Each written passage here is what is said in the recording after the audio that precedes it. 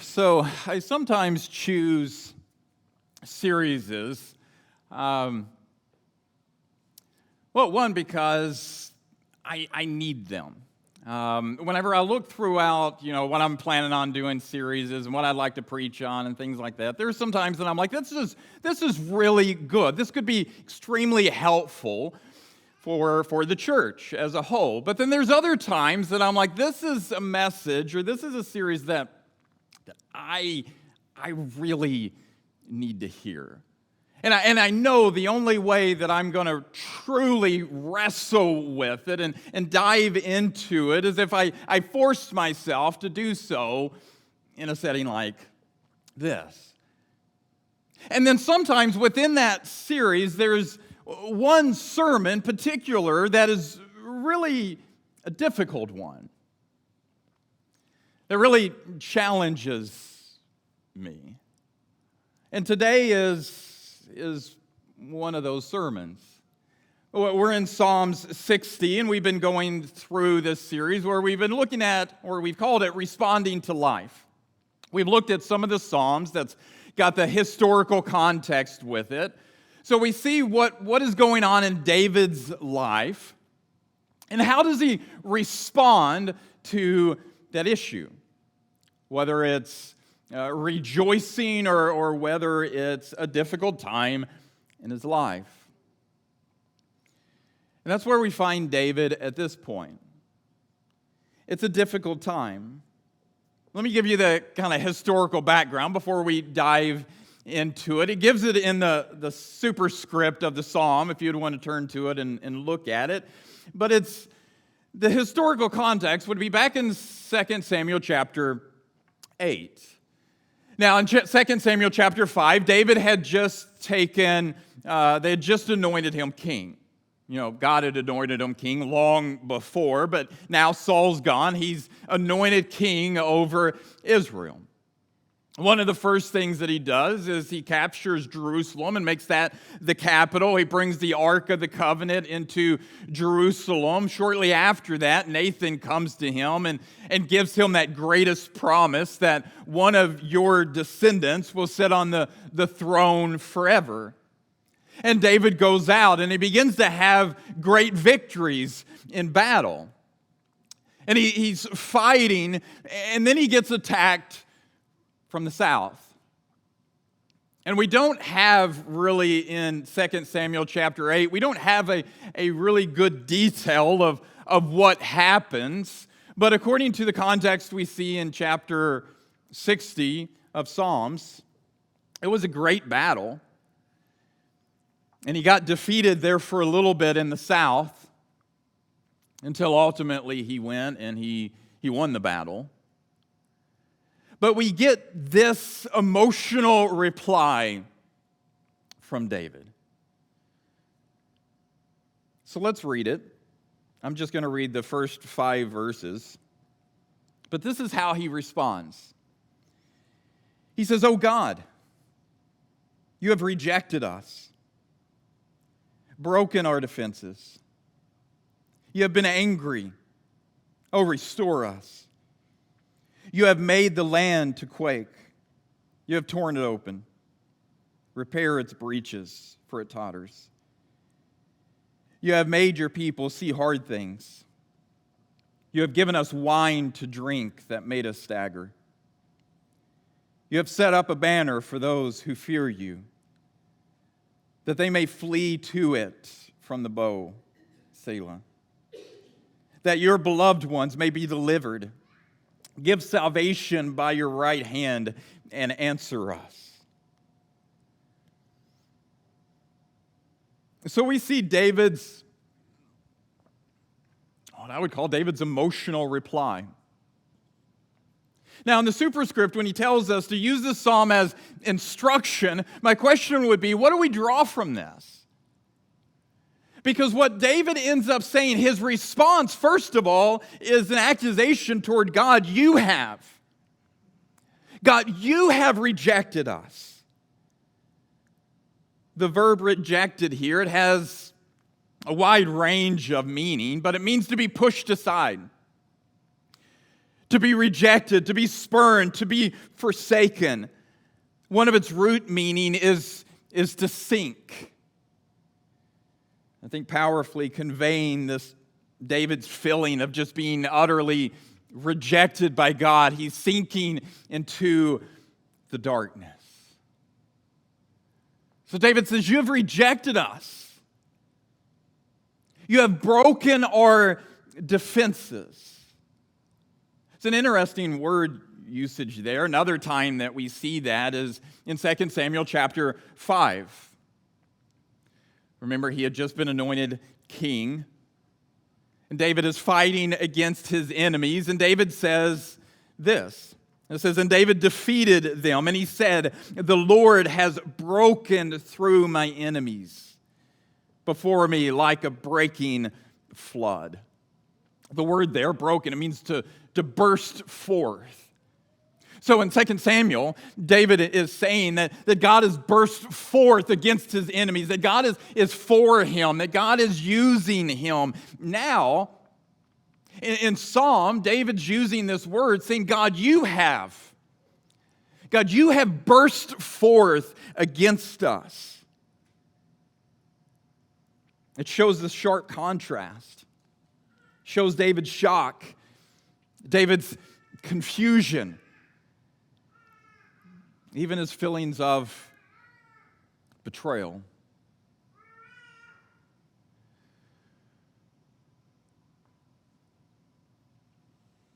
And this is where I've wrestled the most, I think, with this psalm. For several reasons. One, why did David feel rejected? I mean, if you read just the title, now it's a man-made title that we put into it, but if you read the title of 2 Samuel chapter 8, it's David's victories. So how in the midst of David's victories, he has this one defeat, seems like a great one, but one defeat, and now he responds this way.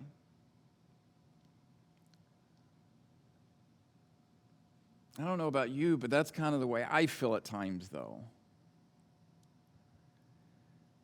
There's at times in my life that I've stopped and I've felt this exact way. God, why have you rejected me?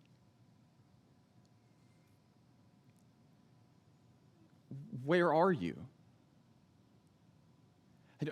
I don't feel you. I don't hear you. Where are you? David's honest about his emotions. And I think that's what he's calling us to do, to acknowledge our pain. Peter would say that we were to cast all of our anxieties on God because he cares for you. So this is David's honest feelings and David's honest reply. God, you've forsaken us. You've left us. What happened? Now, my question would be, did God really forsake him? Did God really reject David? Did God really reject Israel? A chapter after giving David this greatest covenant that he has given him, that one of his descendants is going to sit on the throne forever, right after that, did God really reject them? No. But it sure felt that way. Now, could it have been a discipline? I mean, could David had got kind of misfocused in the battle and focused more on his military power than God's strength, and God wanted to remind him of that? Maybe, I don't know. But God never rejected him. His plan was still going to be fulfilled. So I think David's trying to teach us, yes, this may be your response. This may be how you feel. It's okay to feel that way, but don't stay there. Don't stay there. Because you may notice he not only says, God, you have rejected us, you have broken us, but then he goes on and says, you have set up a banner. God, it feels like you have rejected me, but God, you're the one that has set up this banner for us to take refuge under. Now, the word banner in Hebrew, it's nes. It's a military word. It's a signal flag that serves as a rallying point in the chaos of battle. It's a visible sign of the commander's presence, his location, and his purpose. And it had been deeply rooted in Israel's history. After God had granted them victory over the Amalekites, Moses built an altar named Yahweh Nisi, which means the Lord is my banner in Exodus 17. Forever linking the concept of banner to God's saving power. Jeremiah would use it as a signal for action. Most importantly, Isaiah chapter 11, he would use it as a messianic symbol for the one who will draw all the nations to himself. So here in verse 4, the banner marks the turning point from despair to God. From despair of his own circumstances to a change of focus to God.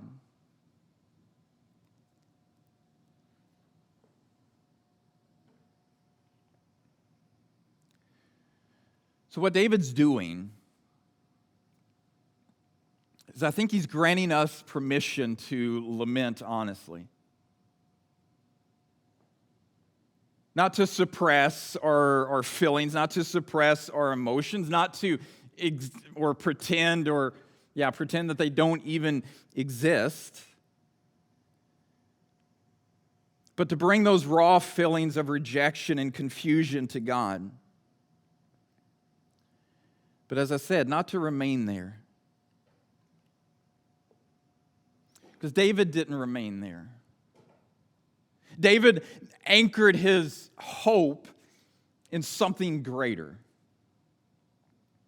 He didn't allow the circumstances to just keep him in that state of feeling rejected, feeling worthless. He goes on in verse 6 and says, God has spoken in his holiness.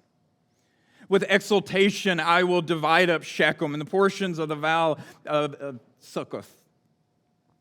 Gilead is mine, Manasseh is mine, Ephraim is my helmet, Judah is my scepter, Moab is my wash basin. Upon Edom I cast my shoes, over Philistia I shout in triumph. So what does David do in the midst of feeling rejected? He's reminded of what God has said before. And he says, God has spoken in his holiness. Meaning that this promise is certain. It's as certain as God's own character. And what was God's message? Well, first of all, it was a message of ownership. God asserts his position over the entire promised land. Shechem lay as a key city to the west of the Jordan, the valley of Succoth, a region to the east of the Jordan. It encompassed the promised land. It may have recalled back when the patriarchs were dividing out the promised land. God is declaring ownership. David is in the middle of a war trying to get more of the promised land, but God is saying, I already own it. I am the one who divvies it out. So not only does he have or does he display God's message of ownership, but it's also a mastery over his enemies. God is saying, Moab is my wash basin. Edom's the place that I just cast my shoes. Over Philistia, I shout in triumph.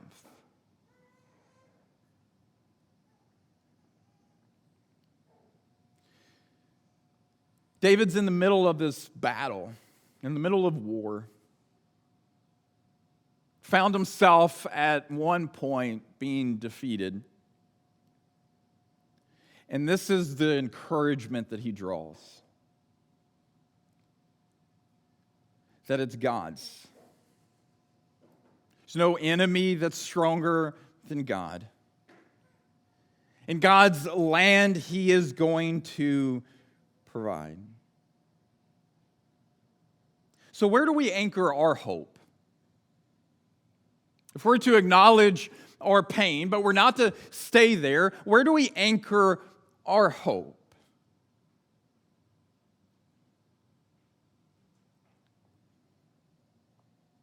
First of all, of course, it's in his word.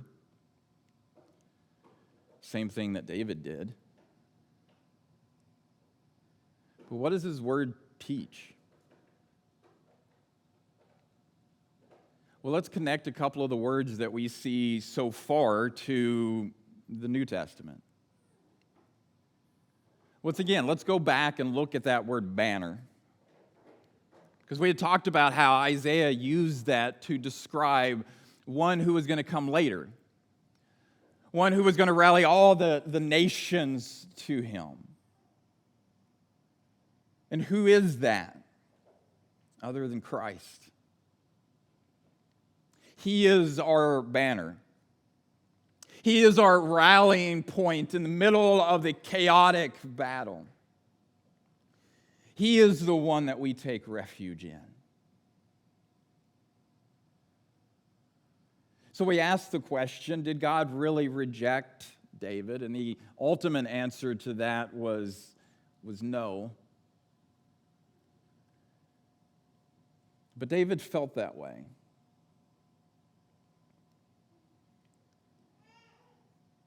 It could have been because of David's own struggles in his life. That it's hard for him to even grasp the concept that God still loved him and wasn't going to reject him.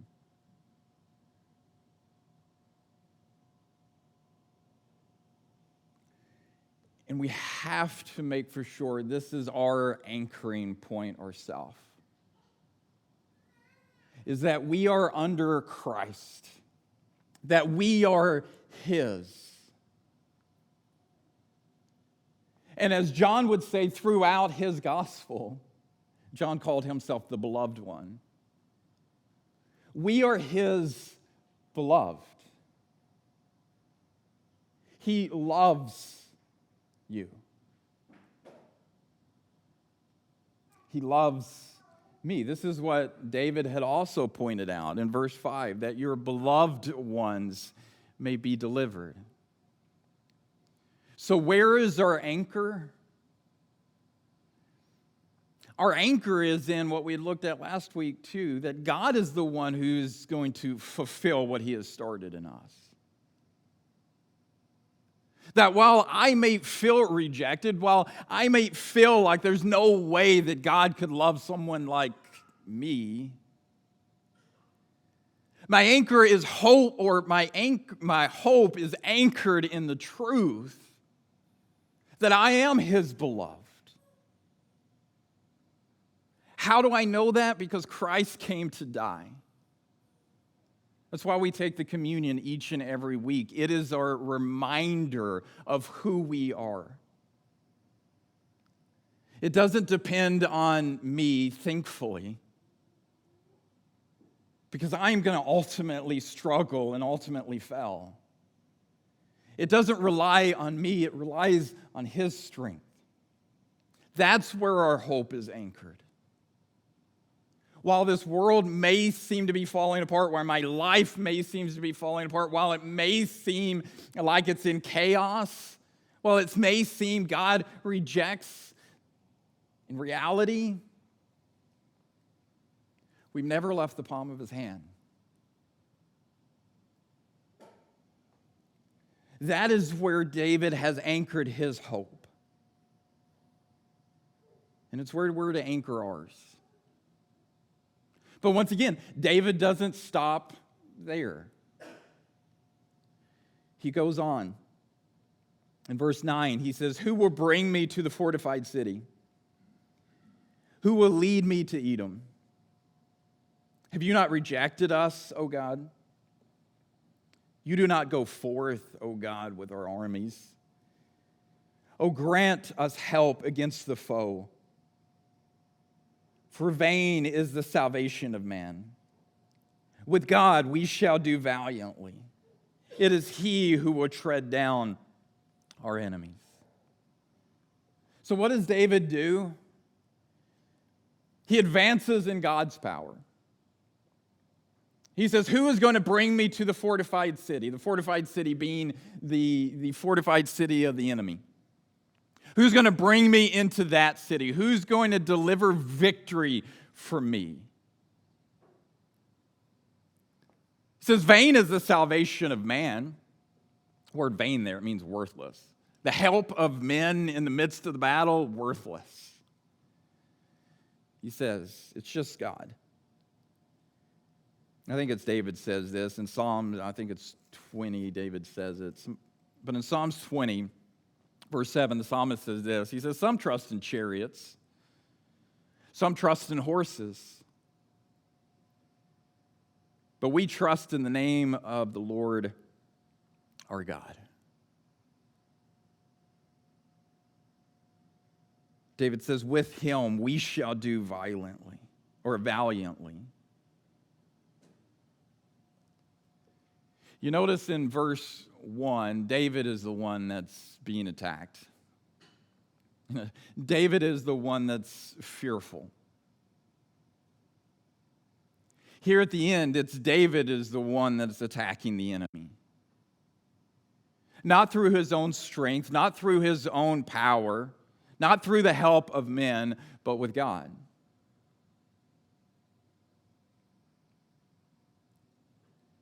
Which reminds me of what Jesus said to Peter. If you remember in Matthew chapter 16, Jesus asked them the question, who do people say that I am? And they left off some things of who people say that he is. And Jesus makes it a little bit more personal. And then he says, who do you say that I am? And Peter gives one of the greatest confessions of faith. And then we read this, and it says, and Jesus answered him, blessed are you, Simon Bar-Jonah, for flesh and blood has not revealed this to you, but my Father who is in heaven. And I tell you, you are Peter, and on this rock I will build my church, and the gates of hell will not prevail against it. Now, I love this verse. It's one that we misunderstand, I think, quite often. But after this confession that Jesus is the Christ, the Son of the living God, on that rock, on who Jesus is,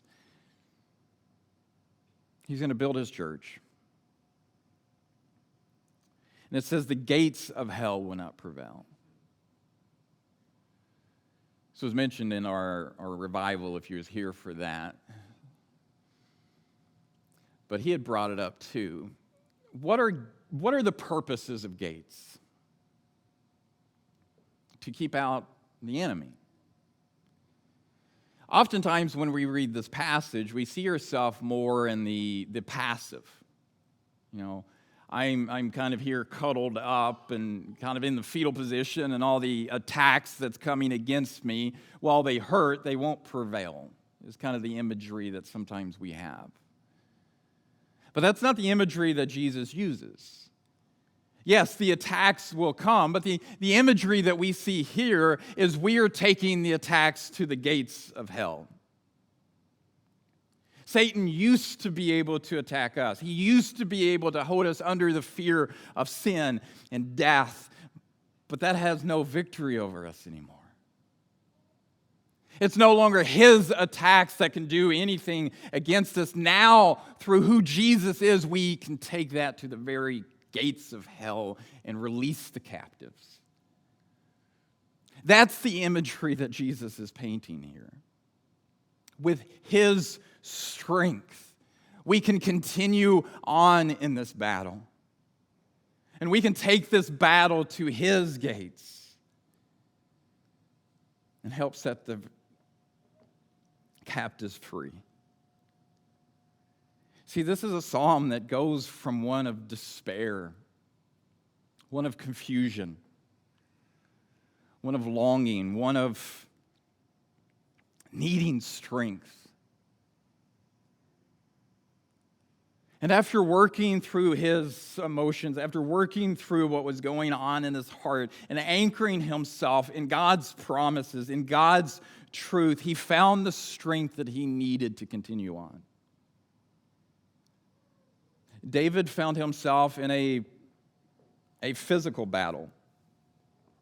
He found himself in a physical war. We find ourselves in a spiritual one.